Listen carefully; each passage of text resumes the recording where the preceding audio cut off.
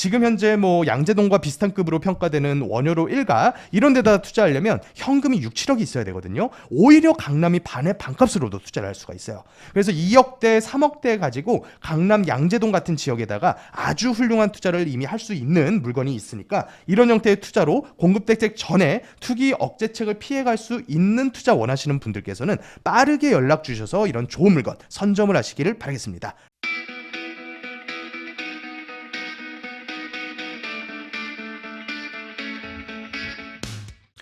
안녕하세요. 부동산 해결사 솔로몬입니다. 김윤덕 국토부 장관 후보자께서 취임도 하기 전에 공급대책을 발표하시겠다고 선언했습니다. 오늘은 이 공급대책에 과연 어떤 내용들이 포함될지, 그리고 공급대책 발표 전에 반드시 매수해야 할 강남 재개발에 대해서 자세하게 살펴보겠습니다. 일단은 우리가 문정권과 여러 차례 민주당 정권을 겪어봤기 때문에 이 공급대책 속에 무슨 내용들이 포함될지 추측을 해볼 수가 있어요. 예를 들어 이제 땅이 공급이 되어야 주택 공급이 될 텐데, 이 땅을 공급하는 방식에 따라서 공공분양이 될 수도 있고요. 또 민간에서 땅을 공급하게 되면 민간 분양이 될 수도 있습니다. 공공분양 같은 경우는 신규 택지가 있어야 되겠죠. 그래서 우리가 이것을 이제 신도시다라고 얘기를 하는데, 이 신도시 중에서 이재명 정권이 탄생하면서 4기 신도시에 대한 공약은 포기 선언을 했습니다. 그러면서 지금까지 계속해서 늦춰지고 있는 3기 신도시에 대한 조기 공급을 활성화하겠다. 그래서 공공분양에서는 사기 없이 기존 19년도에 지정된 3기 신도시를 빠르게 공급하는 목표를 가지고 있고요. 그 중에서 가장 빠른 계양 신도시의 A2나 A3 블럭이 예상컨대 내년 하반기쯤에는 입주가 될 것이다 라고 보여지거든요. 그래서 이런 부분들을 출발로 해가지고 약 한 10만 가구에 달하는 3기 신도시 물량을 조기 공급하는 쪽으로 방향을 잡았고요. 그런데 이제 우리가 선호하는 형태의 공급은 외곽에 있는 공공분양이 아니란 말이죠. 1군 시공사의 브랜드 네이밍을 달고 있는 서울시 내에 있는 역세권 대단지 아파트를 가장 선호하는데, 이런 형태의 공급이 있으려면 반드시 해야 될 게 뭐냐면 정비사업 활성화입니다. 그런데 이 정비사업 활성화, 서울시에서는 뭐 신통기획이라던가 모아타운처럼 신규 사업들을 계속해서 만들어내면서 밀어주고는 있는데, 완전히 엇나가는 형태의 규제책들이 자꾸 들어온단 말이죠. 그래서 이런 규제책들로 인해서 진출입이 자유롭지 않고, 또 진행 같은 경우에도 지금 원가가 굉장히 많이 오른 상태에서 추가적인 인센티브에 대한 기부 체납 비율을 많이 줄여주지 않고 있다 보니까 상당히 속도가 더딘 편이죠. 자, 그러면 앞으로 나올 정비사업 활성화 방안, 이게 바로 공급대책이라고 저는 봐요. 왜냐하면 신규 택지는 안 하겠다라고 선언을 했기 때문에 공급할 수 있는 유일한 방법은 정비사업을 활성화하는 건데, 이 활성화라고 하는 게 사실은 두 개 측면으로 요약이 되거든요. 첫 번째는 속도를 빠르게 하는 겁니다. 그러면 속도를 빠르게 하는 것 중에서 관에서 할 수 있는 거는 각종 인허가 단계를 단축시켜주는 거예요. 그래서 인허가를 단축시키는 신사업이 바로 신통기획이었고, 이게 상당히 그래도 잘 먹혀 들어가고 있단 말이에요. 그리고 또 하나는 추가적인 인센티브입니다. 물론 인센티브가 공짜는 없겠죠. 그에 반대급부로 기부 체납을 조금 늘린다거나 이런 형태의 이제 반대급부가 발생은 하겠지만, 이걸 언제나 계산을 해보면 인센티브를 받는 쪽이 사실은 유리했단 말이죠. 자, 그러면 속도가 빨라지고 추가 인센티브로 조합원들의 이익이 조금이라도 늘어나게 된다. 그러면 무슨 일이 발생하냐면 땅값이 오르겠죠. 땅값이. 모든 완성품의 가격은 원자재 값으로 전부 다 귀속이 되기 때문에 이 땅값이 오른다는 얘기는 곧 기존의 입주권의 프리미엄 가격이 오른다는 얘기예요.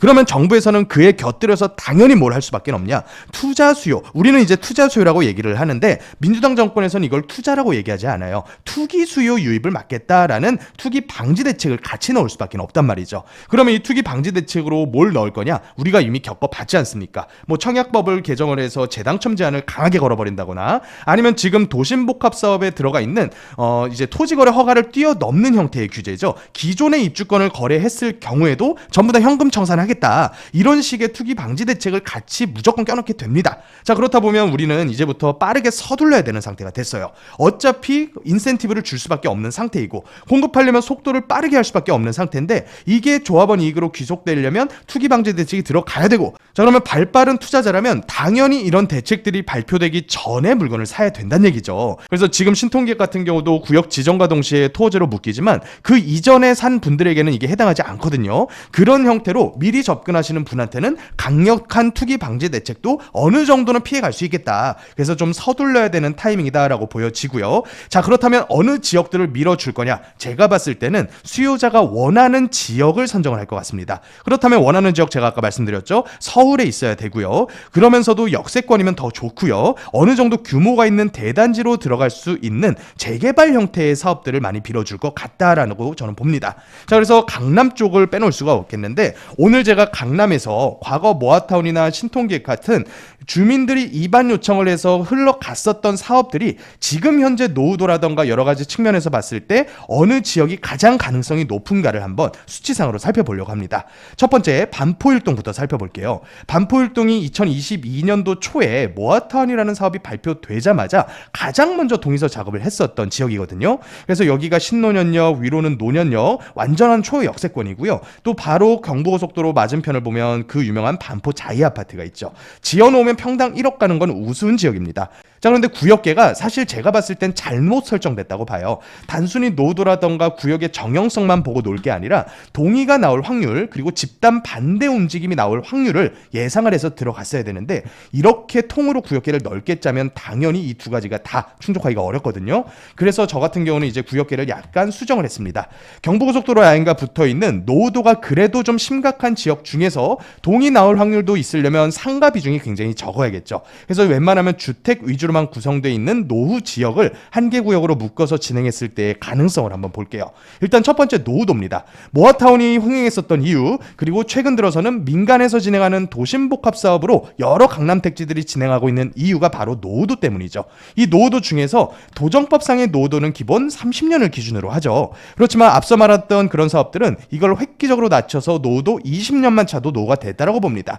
그리고 그 비중 역시도 50%만 넘어가면 노후가 됐다라고 이 구역을 봐주기 때문에 반포일동은 20년 기준 노후도로는 차고 넘치죠. 하지만 30년 기준의 노후도로 봤을 때는 제가 웬만큼 노후된 지역만 묶었는데도 불구하고 40%가 채 안 돼요. 그렇다면 사실 도정법에 근거한 조합 사업은 진행하기가 어렵다라고 유추해 볼 수가 있겠고요. 또 조합원 구성비 같은 경우는 그래도 어느 정도 초기 동의율을 끌어내기엔 좀 유리한 편입니다. 하지만 구역 면적이 좁아진 거에 대비해서는 이 조합원 수가 좀 많이 늘어난 측면이 좀 있죠. 그래서 이제 알대지가 아니라 도로라던가 여러 가지 부지 포함했을 때 83,000이면 알대지만 하면 거의 절반으로 줄어든단 말이죠. 그러면 대략 한 4만여 제곱미터, 그걸 이제 평으로 환산하면 한 15,000에서 17,000평 요 정도인데 이제 조합원 수가 한 1,300세대가 넘는단 말이죠. 이제 1+1까지 감안하게 되면 조합원 물량만 한 1,500가구가 들어가야 될 텐데 사실상 여기가 일반 분양분이 많이 나올 사이즈는 아니겠다 이렇게 유추해 볼 수가 있을 것 같아요. 물론 이제 획기적인 인센티브를 주게 된다면 또 가능은 하겠지만 지금 현재의 인센티브 제도가 모아타운이라던가 도심복합 같은 사업보다는 오히려 노후도가 차서 당위성이 나오는 지역들로 웬만하면 몰아주지 않을까라고 저는 생각이 들어요. 그래서 반포일동의 문제는 노후도다 이렇게 보시면 되겠고요. 그 다음으로 이제 우리가 좋아하는 개포동 일대입니다. 이 개포동은 강남구에 소속이 돼 있죠. 바로 맞은편으로는 개포동 신축급 아파트들, 다 재건축을 통해서 들어온 아파트들인데 이 지역들이 이제 평당 1억을 넘어섰어요. 그래서 반포라던가 압구정만 가는 게 아니라 개포, 대치 이런 지역들이 지금 재건축 단지 땅값이 평당 2억 5천, 그리고 신축되는 아파트 값은 1억 초반대. 그래서 5구짜리가 지금 25억대, 6억대 거래되고요. 30평대는 이제 36억에서 38억 사이에 호가가 나오고 있는 상태예요. 자, 그러면 이런 지역들 당연히 개발 압력 높아질 수밖에 없겠죠.